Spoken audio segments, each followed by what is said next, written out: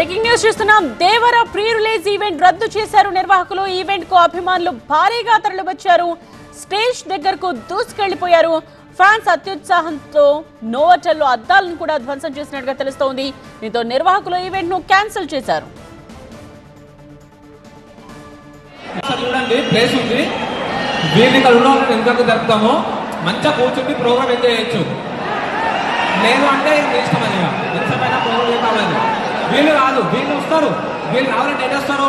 ఈ ఎక్కువ వాళ్ళు ఎంత జరగండి.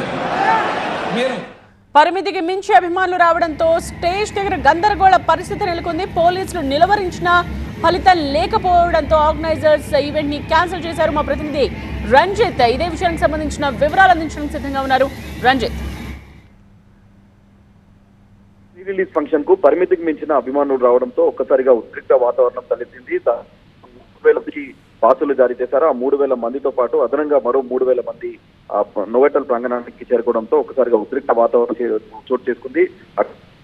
పోలీసులు కట్టడి చేసేటువంటి ప్రయత్నం చేసినప్పుడు మాత్రం అభిమానులు ఒక్కసారిగా ఎగబడడంతో నోవోటెల్లో ఉన్నటువంటి గ్లాసెస్ అన్ని కూడా ధ్వంసమయ్యాయి. సో ఈ నేపథ్యంలో హోటల్స్ నిర్వాహకులు అక్కడ ఈవెంట్ కి అభ్యంతరం చెప్పడంతో కూడా ఈ ప్రీ రిలీజ్ ఈవెంట్ రద్దయింది. పోలీసులు అనుమతులు ఉన్నప్పటికీ మాత్రం అక్కడ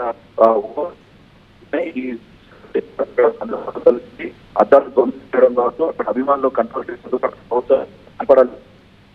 సిబ్బంది నిర్వాహకులపై ఆగ్రహం వ్యక్తం చేసి కూడా ప్రస్తుతం ప్రోగ్రామ్ అయితే రద్దు చేశారు. ప్రస్తుతం పోలీసులు రైట్ రంజిత్. సో అక్కడ సిచ్యువేషన్ ని కూడా మనం స్క్రీన్ మీద చూడొచ్చు. పోలీసులు నిలువరించే ప్రయత్నం చేస్తున్నప్పటికీ కూడా అది సాధ్యం కాలేదన్నట్టుగా అర్థమవుతోంది. దీంతో దేవర ప్రీ రిలీజ్ ఈవెంట్ ని రద్దు చేశారు నిర్వాహకులు.